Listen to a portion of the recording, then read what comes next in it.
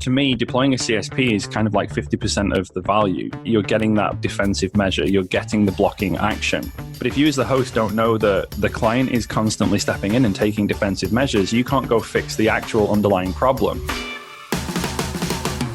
Hi, you're listening to The Secure Developer. It's part of the MyDevSecOps community, a platform for developers, operators, and security people to share their views and practices on DevSecOps, Dev and Sec collaboration, cloud security, and more.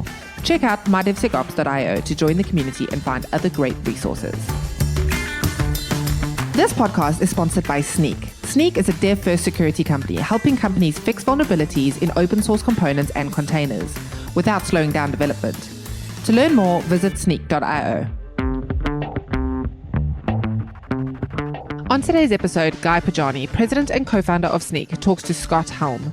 Scott is a hacker, researcher, and builder of things. He's the founder of Security Header and Report URI, as well as a Pluralsight author, BBC Hacker in Residence, and award-winning entrepreneur. Hello, everyone. Welcome back to The Secure Developer. Thanks for tuning back in. Today we have Scott Helme with us. It's kind of unclear to say from what, works on Report URI, works on security headers, works on a variety of different things. Scott, welcome to the show. Thanks for coming on. Hey, no worries. Thank you for having me.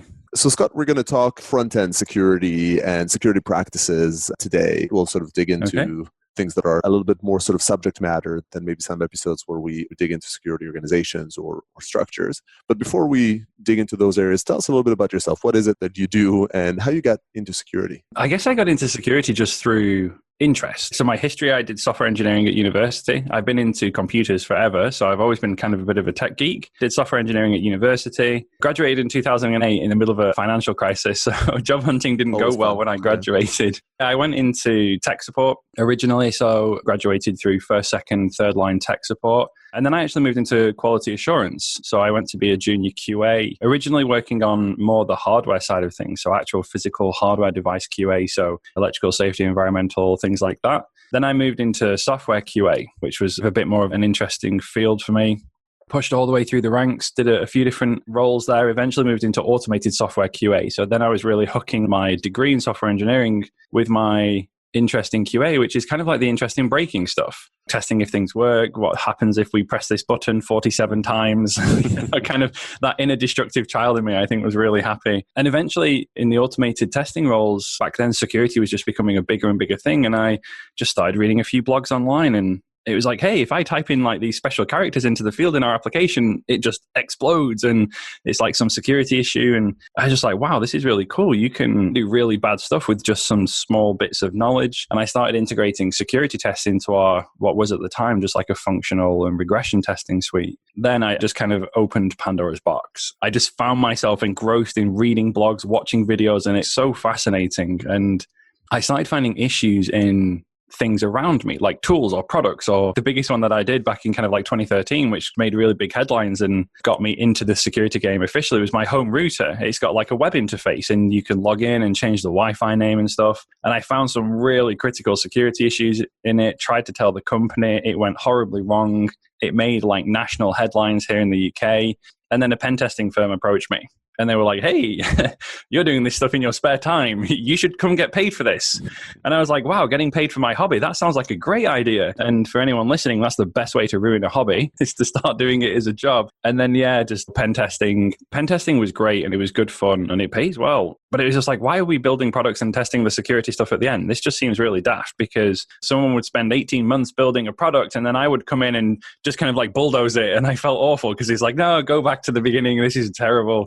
So that pushed me more into a consultancy role, which was really fulfilling to head off those issues at the pass. And then eventually to kind of where I am now, which is training, because my role at the time was I was trying to push the security knowledge as left as we could. So like pen testing is at the end, consultancy, you can come in like the middle of a project, and training was basically trying to embed the knowledge at the start. So I do a lot of training now. I only do 2 courses, one on encryption with Ivan Ristich on TLS, and then one on application security with Troy Hunt, who, if people aren't familiar with those 2 chaps, they should totally check out.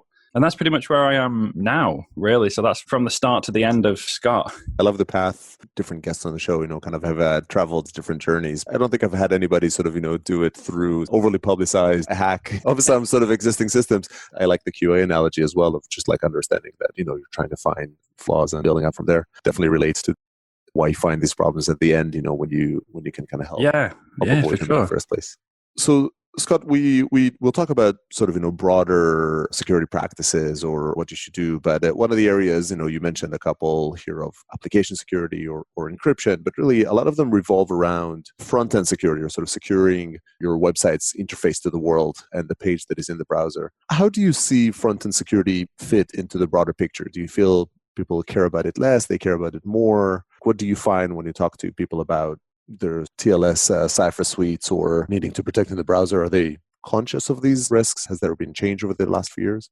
I think there's definitely been change in the last few years. And the 2 training courses that I do, I guess they just came through looking at the market and seeing where the gaps were. Like, this is how I started Security Headers and Report Your Eyes. What is the thing that we need that isn't there?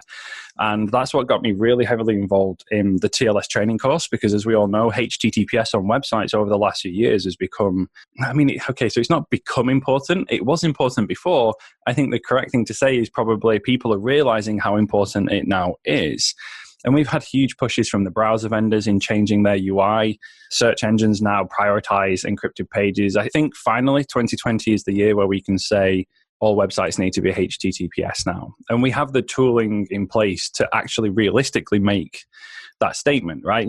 All websites needed HTTPS a few years ago, but it was too difficult. There were technical barriers, there were cost barriers, it was prohibitive. And now I feel I can kind of finally say that and actually have the tools and everything around us to back that up for people to do it. And the same again with application security as well. I think the relentless sequence of events playing out in the media of companies being breached and these things happening now, perhaps not the best motivator for organizations to start taking application security more seriously, but it certainly seems to have been effective. So I think we have this dual-pronged approach where some organizations are maturing and realizing that they need to take application security more seriously. And then others are just kind of looking around and being like, wow, really bad things can happen. Maybe we should get on board with this. So I don't really like those negative motivators a lot of the time, but I think they are being effective in terms of encouraging people to take application security more seriously. Yeah, and I think, fundamentally when you deal with risk reduction, there's some amount of the conversation needs to happen about what if that risk materializes, a full way of avoiding that.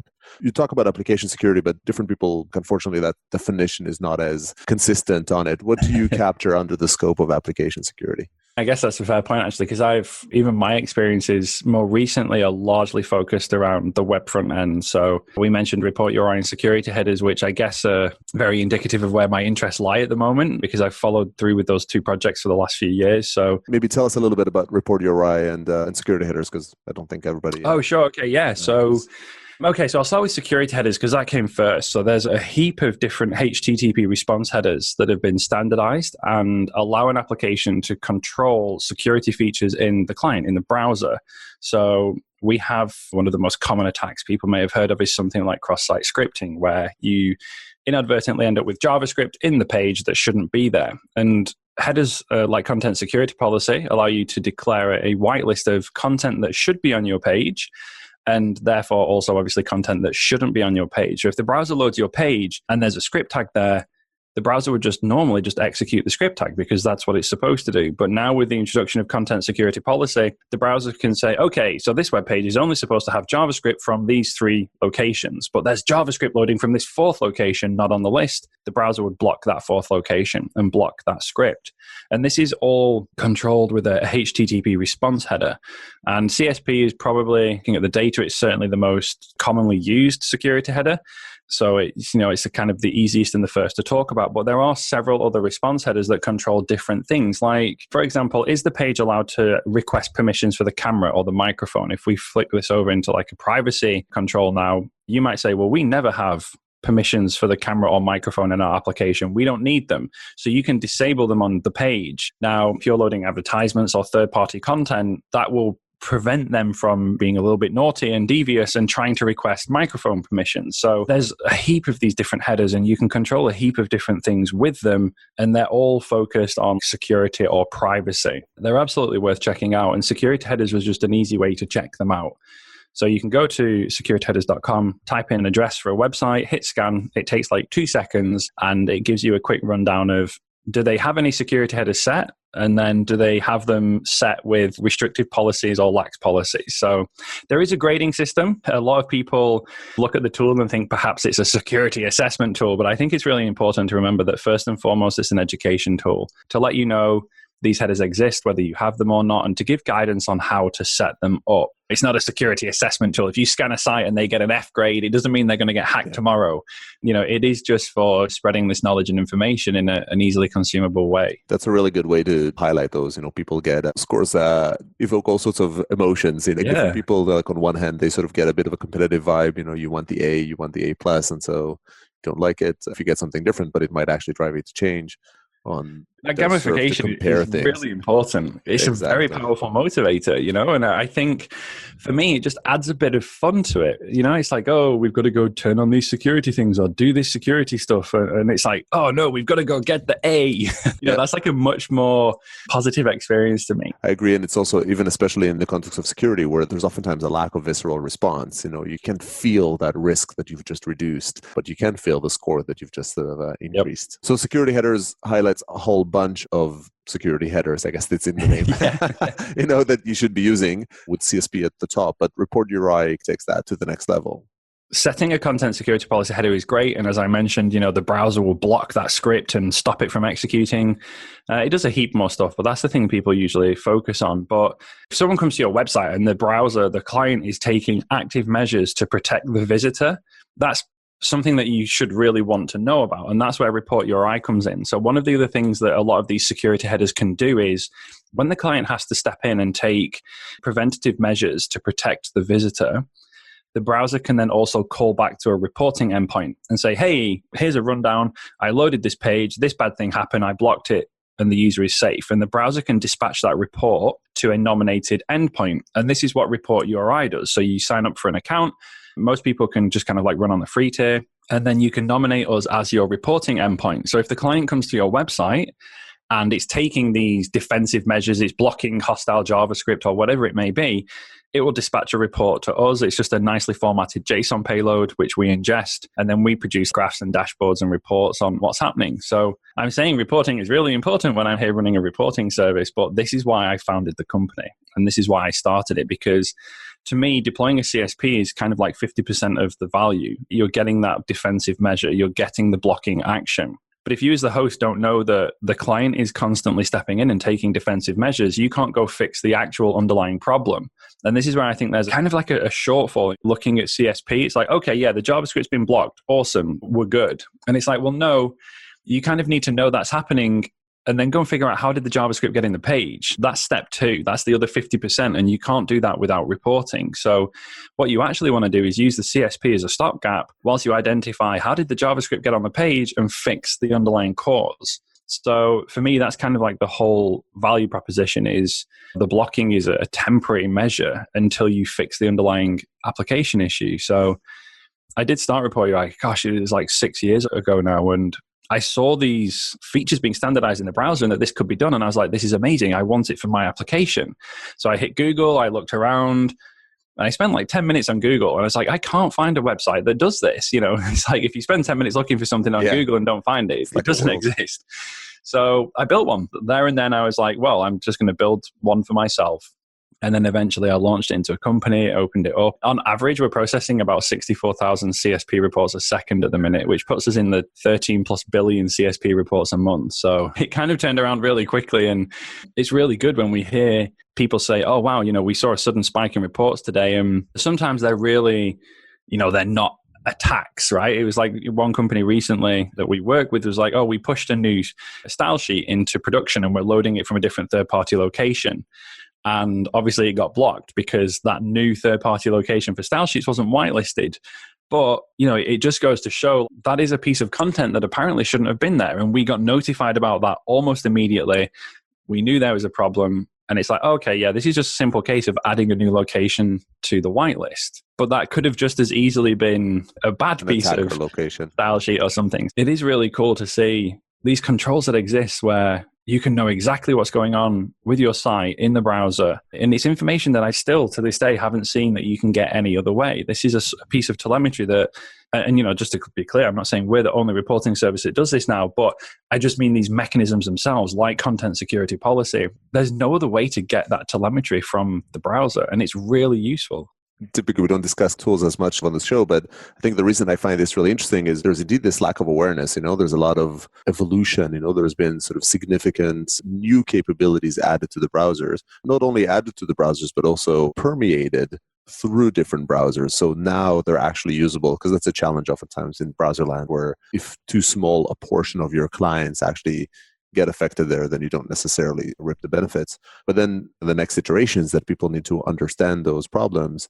And the sort of last bit very much fits the DevOps principle, right? Sort of fits the if it moves, measure it type model, except before you couldn't really, I've personally had the dubious pleasure of trying to hack together telemetry from the browser, and the early performance monitoring solutions had to hack that together until it got standardized in the browser.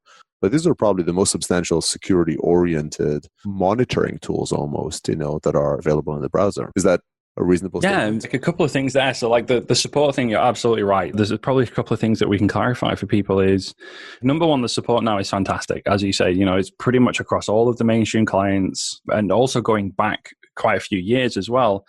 But the cool thing with all of these kind of telemetry mechanisms is, support's currently hovering around 94% of clients or whatever it is. But even if it was only, let's say, 10% of clients, if 10% of your clients are calling home and saying, hey, there's a problem on this page, it's okay, cool. I know there's a problem on the page. We don't necessarily need to chase that 100% perfect support number, because if you have a problem and only 10% of your clients are telling you, that's going to be sufficient for you to know that there's a problem. So this is the really good thing, is that we don't have to be too worried about that lack of 100% support. I mean, we've only talked about one or two reporting mechanisms. There are so many, it's unbelievable. And they're all native. So you mentioned there, hacking together different solutions. There's no code to deploy for anything that we've just talked about. These are all native functionalities built into the browser. You just hit the on switch. You've not got a library or, some agent to deploy or something like that. It's so easy to get started. It's literally just flick the switch. Yeah, for sure. So we kind of jumped a little bit ahead into security headers and specifically CSP, but indeed kind of one of these security wins in this world of the web and the front end has been HTTPS, right? Over the last few years, we've seen a dramatic improvement, if you will, and indeed the percentage you're sort of saying, this year might be the year in which it becomes everyone should be on it. I guess, how do you describe that change from your perspective? What were the primary drivers in making HTTPS, which has been around for a while now, suddenly get this sort of broad adoption? I've kind of got two different views on this. One that I can start with is the data-driven view. So I actually run a small crawler project over at crawler.ninja, which was the cheap domain on offer at the time. It used to be the Alexa top 1 million websites. I now use the Tranco list, but it's basically a list that's produced every day of the top 1 million ranked websites in the world based on traffic and other metrics. And my crawler fleet crawls them every day, and it analyzes a bunch of different security metrics. And one of them is HTTPS. I've been running this crawler fleet for coming up on 5.5 years. And every 6 months, I produce a report to say, what has significantly changed in the last 6 months? Where has this gone? And looking at that list and that data that I produce, the amount of change that we've seen in HTTPS in the last probably 4 years, we've gone from roughly 25% of those top 1 million websites well up into the 70% region. So this is hard numbers that we can actually see there has been a significant shift in the number of websites. And that's the websites that are actively redirecting to HTTPS. So if you type in facebook.com and hit enter, are they going to bounce you to HTTPS? And the number of sites doing that is just phenomenal now. So March was my last report, and I'm just looking at the data here now. And the graph line, so going back to the end of 2015, we were actually well under 20% of sites redirecting. And on the latest reports now, we are pushing up to 62%. In literally just a matter of a few years, we've more than tripled actually, the number of websites redirecting to HTTPS. So from the hard evidence backside, and Mozilla published telemetry on this, so do Chrome, and the HTTP archive has a graph of this, and they're all seeing the same thing. And we've had encryption on the web for 25 years ballpark now. And, in those first 20 years, we really didn't see that much adoption. And, if you look at the web now, and I would say this to people listening, is can you think of a website that you use day to day that runs on HTTP? I'm like really hard pushed to think of something that I actually use on a day to day basis. Maybe there's like one forum in the back of my mind that's run by some person in a non-official way, but I really can't think of a website that I depend upon regular that's not HTTPS now. Yeah. And I can very easily cast my mind back just a few years and think of some that weren't. So that's a really recent and very rapid change. And I think that's largely down to two factors, which was removing the cost barrier and removing the technical barrier. There's an organization out there called Let's Encrypt. They're a certificate authority that give away free certificates. And I think they've been responsible for a really good portion of that, because traditionally you'd have to go buy a certificate, and now Let's Encrypt will give you one for free. So let's say you run a forum and you're really into dogs, and it's like, let's all post pictures of our cute dogs and share them and it'll be fantastic. Are you going to pay like $200 a year to buy a certificate to encrypt that when maybe you don't even have that kind of money to spare for a side project? And Let's Encrypt were like, nope, well, now you don't have to pay anything. Here's your free certificate. But then that left people with the technical barrier. Organizations now, most cloud hosting providers will just automate HTTPS away, take the pain away. If you're running your own environments, Let's Encrypt worked on the standardization of a protocol called ACME, which is like a fully automated protocol to get and deploy certificates. So I think Let's Encrypt started in 2016. That was a very new thing back then. Now it's been around for a few years. We've seen widespread adoption of ACME in various different clients in different environments. And again, it's like that maturity of the tooling and the platforms available is why we're seeing this kind of skyrocket in adoption now. I very much relate to the excitement about HTTPS adoption. I think it's almost like above and beyond whatever the HTTPS or sort of the specific security win is. It's this great tale to try and replicate across other aspects of security. It's been around, it had this lukewarm adoption for such a long time, and suddenly sort of jumped up. So I think that introspection, right, or sort of the post-mortem here, it's not dead, it's actually now alive, but understanding why this happened is so important. So we talked about cost, generally reduce friction, I guess, right? Yeah. Remove the effort in terms of cost and effort in terms of implementation. I think that's one kind of great property. The other bit was that there was like a fair bit of almost like a consortium of relevant players, right? So Let's Encrypt came about, but then, Akamai was on board and some of the big cloud providers were on board. And so sort of CDNs and some of the big hosting providers should be noted, like we're making some pretty significant money from charging premium dollars from HTTPS traffic well above the certificate cost, jumped in, right? And drove this change. Yeah. So it kind of like nicely ties back into the 2 points of a lot of providers out there were charging for SSL traffic, air quote SSL on the old term there. We use TLS these days, but there was that aspect of it. And again, like that's reducing the cost side.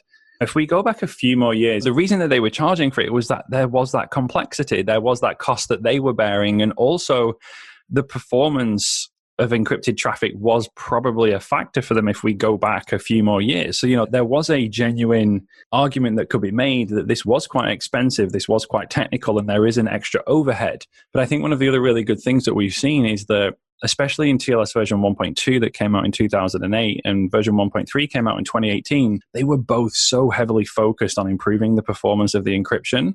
Those actual physical overheads were reduced so much that, again, like you're taking away one of the air quote costs, like performance costs now, not financial, but you're taking away one of the costs associated with doing encryption. I spend 2 days on my TLS course deep diving into protocols and ciphers and all these things and getting really hands-on with the technical side of it. But I always kind of just come away with this thought that, one of the biggest reasons for the adoption was that it became cool. I don't know where it came from. There was this huge industry-wide effort, so I can't really attribute this to any one organization pushing it, but it just became the cool thing to do. And then the standards bodies came along, and if you want stuff like HTTP2 or Brotli compression, they were all locked onto secure versions of the protocol, so only on HTTPS. So now it's like, okay, well, not only is HTTPS's performance impact negligible, but there's all of these sweet improvements that you can get on a secure connection, like H2, which makes stuff blazing fast, like Brotli, which is better at compressing than gzip.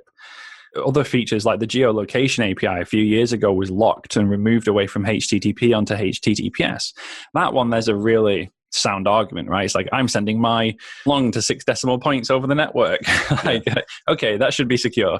But at the same time, it's one that is like a pure security decision, while you could have technically implemented it in a different environment. Even HTTP2, it required TLS, but there were some plays. Like, it wasn't obvious that it would be. The protocol itself can run on a non-TLS connection. Sure, because we have H2 and H2C, which is H2 clear. So in the earlier versions of the specification, HTTP2 was going to be locked to TLS secure connections in the spec. But casting my mind back now, I think the standards body backed down on that. And now we have HTTP2 and HTTP2 clear. But all of the browsers are like, nope, we're only going to implement H2. So there is not going to be a H2 clear. So essentially, that wasn't standardized. You're absolutely correct. From a technical perspective, there's no reason to do that. So many people were so critical, especially of Chrome and Firefox when they decided to do this. But I kind of look at their position and think, well, they had a stick and they can yell at website operators and tell them to do HTTPS and hit them with the stick and say, do HTTPS.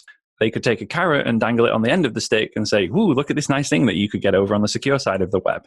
So there was these online fighty scenarios that you get whenever we talk about things. And people are like, no, they shouldn't have done this. This was wrong. They're bullying us. They're forcing us to do HTTPS if we want H2.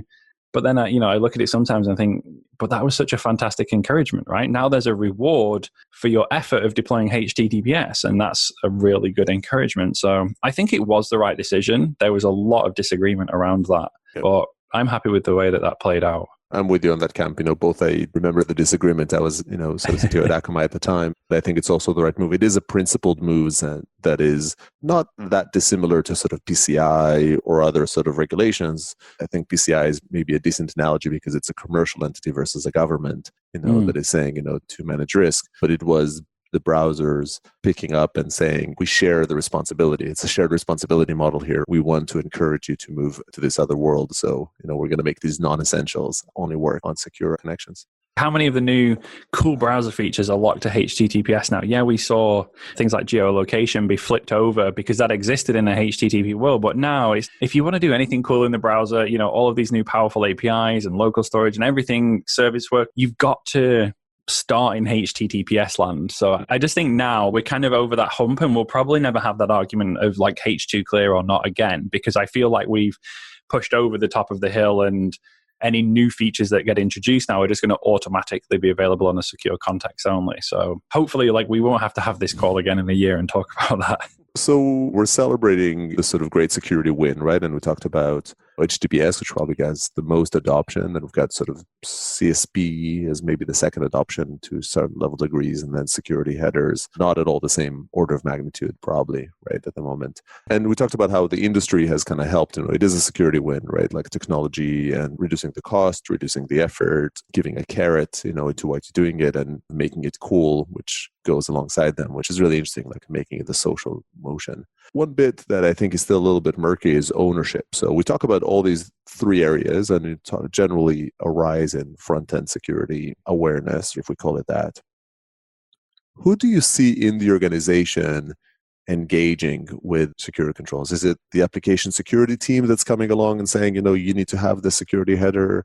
Is it the development teams? And also, like, the implementation is a slightly different stack. Suddenly like a CDN is involved potentially, or other sort of network parties versus maybe a back-end security, which might have a different set of stakeholders. How do you see, when you engage with organizations on this space, who inside the org interacts with this problem?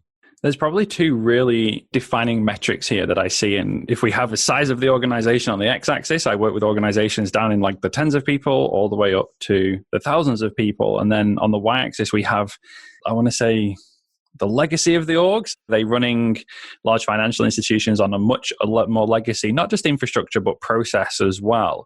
Some organizations, if they're lucky enough, will have security teams, and they'll have dedicated security people, if we air quote that, whose job it is to do security throughout the organization. I feel like this approach is really good, if you're large enough to have dedicated security people and budgets. But now I think this kind of model where, you have 2 or 5 or however many people are in your security team, people that are responsible for security, I just don't think that is going to survive going forwards. I think everybody within an organization now has to have at least some small part to play within security. I don't think we can have security people whose responsibility is to do security and then everybody else doesn't have to think about security. I think we're in a world now where everybody has to have minimal baseline security knowledge and security consideration. Just like everyone in an organization has to have like some HR knowledge of what it's appropriate to do and not do in the workplace. It's like the same with security. We've just got to have this basic idea of how to conduct ourselves. And the course that I do with Troy, the Hack Yourself First course, is very much aligned on this path where the purpose of the course is not to turn everybody into penetration testers. It's just to give them that insight into how systems and applications get broken in order to have that kind of knowledge in the back of their mind so that when you're building something, you might just challenge something or ask a question on like, how can this go wrong? I work with some organizations where I just liaise with the security team and that's it. And they have these like 5 people that are responsible for securing the whole organization. I'm just like, wow, I do not envy your job because it's such a massive undertaking and security is such a broad spectrum thing now. To other organizations where with the Hack Yourself First workshop, I literally sit down with development teams. And these are just developers who have no security in their title and no formal security role within an organization. But the organization wants their developers to improve that baseline security knowledge so that the best way of doing things is to start writing secure code in the beginning. And that requires just that little bit of security knowledge. So there's this huge spectrum of organizations, and the much more modern, younger, startup-y kind of organizations, I guess, have that security knowledge embedded within development teams. And then I work in a couple of financial institutions where no one has any interest in security apart from the 5 people in the security team. It's super weird to see that. DevSecOps is probably the buzzword, with all the complexities of buzzwords, probably best embodies the motion of changing it. But I think, I fully relate to the sort of challenge of the security silo versus the developer silo. But there's also sometimes a front end versus back end. Do you find that the people that deal with the content security policy or the right security headers or even TLS, are they the same people that deal with sort of an SQL injection or compromised, an unpatched container, maybe even on the dev side? What has your experience been in terms of the realm of concerns? I definitely see that separation there. So the majority of my time is probably split between consultancy and training. And they're very, very similar in many respects, really. Training is just like more focused and attentive consultancy in some ways. So the main breakaway would be the TLS. That's usually kind of like a more focused team, a more dedicated team, and they're kind of more infrastructure-y than application people. So there's definitely a slight separation there. I don't really think I've ever come across many back-end people. Like the Hack Yourself First workshop is usually largely focused around developers and front-end people. The TLS workshop, I do generally end up with more infrastructure-focused people. They're often not application or developers or anything like that at all. So it's still very visible now that I think about it, that those silos are present within the teams. And I think it's one of the challenges that sort of security teams face, which is we like to simplify and sort of say security and dev. But in practice, inside security, you've got AppSec and CloudSec, different specializations. Within development, there's definitely kind of a wide variety of world. It's a great realization to hear both on the successes, but just the general interest in the front-end side, which historically has probably been the one that cared the least or invested the least in security, to take up more responsibility. As I guess you could also say they take on more of the functionality with the single page apps and, the Reacts and Views and Angulars of the world, moving more functionality from the back end to the front end as well. Thanks for taking the time. And this has been super interesting deep dive into these different aspects. If I highly simplify, and recap here, we talked about sort of, I guess, 3 buckets maybe of sort of security threats. HTTPS, which is on the rise and on the win, and people still need to pay attention. We didn't get to dig into that of sort of, different TLS versions and sure those. We talked about the content security policy and how that should be applied, but there are 2 levels, I guess. You can just use it to block scripts, but you can also use it to monitor your activities over time and understand how scripts get into it. And then the security headers are a broader suite, than just the CSP, and definitely should be used and added to your site and sort of tuned to your surrounding. And we talked about your sort of 2 great tools, securityheaders.com and report-URI.com. Yes, that's one, yeah. That are both great and mostly free for most users, free tools, as well as have their commercial version, especially for that, report-URI, as well as your sort of 2 great training sessions. So like a world of information assets about that front-end security. So yeah, maybe I'll just chuck a link to crawler.ninja in there. That's free and open. People can take the data. And then my blog has explanations on all the things that we've talked about if people want to recap on that. With all of that already great guidance you've provided, I like to ask every guest before ending the show, if you have one tip to give a team that is looking to level up their security? Something they should start doing, they should stop doing? What would that be? I mean, for me, with my really heavy bias, it would have to be look at the easy wins with security headers. Some of them are super easy to get started with. I like the fact that they're low cost or no cost. Some of these are just a case of switch on a security control in the client. And modern browsers are loaded with these things, so check them out. That's great and very practical advice. Scott, thanks for coming onto the show. No problem at all. Thank you for having me. Thanks everybody for tuning in, and I hope you join us for the next one. Thanks for listening to The Secure Developer. That's all we have time for today. For additional episodes and full transcriptions, visit mydevsecops.io. If you'd like to be a guest on the show or get involved in the community, you can also find us on Twitter at @mydevsecops. Don't forget to leave us a review on iTunes if you enjoyed today's episode. Bye for now.